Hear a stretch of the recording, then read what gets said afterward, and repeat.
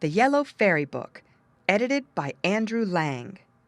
The Giants and the Herd Boy. There was once upon a time a poor boy who had neither father nor mother. In order to gain a living, he looked after the sheep of a great lord. Day and night he spent out in the open fields, and only when it was very wet and stormy did he take refuge in a little hut on the edge of a big forest. Now one night, when he was sitting on the grass beside his flocks, he heard, not very far from him, the sound as of someone crying. He rose up and followed the direction of the noise. To his dismay and astonishment, he found a giant lying at the entrance of the wood. He was about to run off as fast as his legs could carry him when the giant called out, "Don't be afraid, I won't harm you. On the contrary, I will reward you handsomely if you will bind up my foot. I hurt it when I was trying to root up an oak tree." The herd boy took off his shirt and bound up the giant's wounded foot with it. Then the giant rose up and said, "Now come and I will reward you. We are going to celebrate a marriage today, and I promise you we shall have plenty of fun. Come and enjoy yourself, but in order that my brothers may not see you, put this band round your waist, and then you'll be invisible."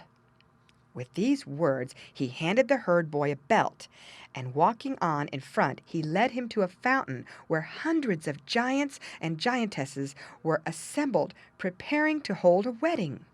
They danced and played different games till midnight.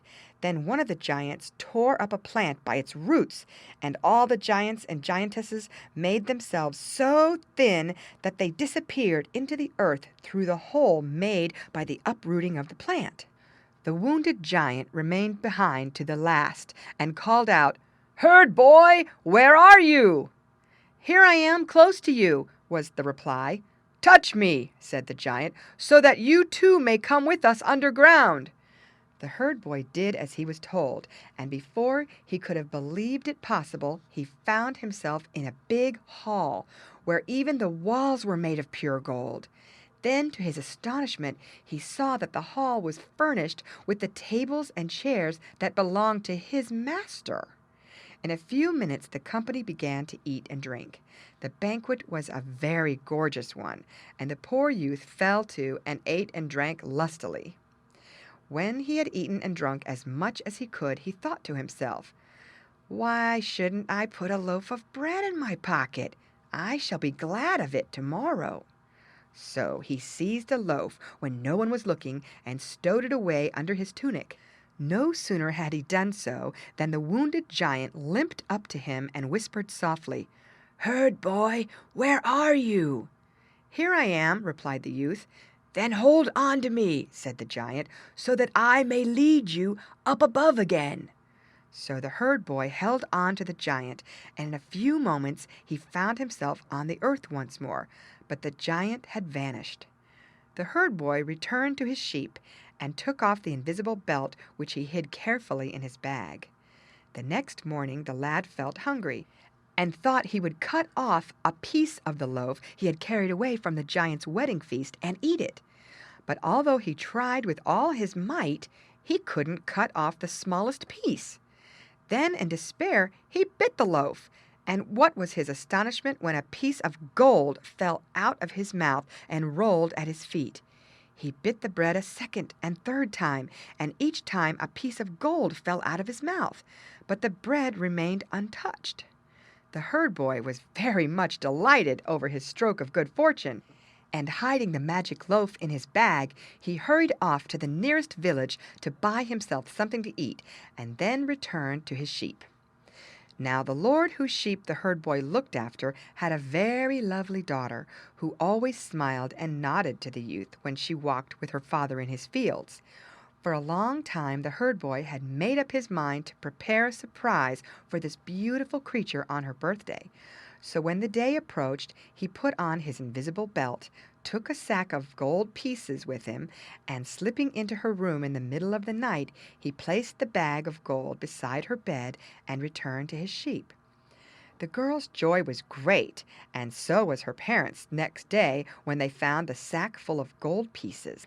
The herd boy was so pleased to think what pleasure he had given that the next night he placed another bag of gold beside the girl's bed.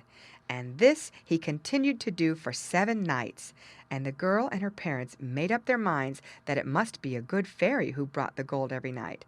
But one night they determined to watch and see from their hiding place who the bringer of the sack of gold really was. On the 8th night a fearful storm of wind and rain came on while the herd boy was on his way to bring the beautiful girl another bag of gold. Then for the first time he noticed, just as he reached his master's house, that he had forgotten the belt which made him invisible.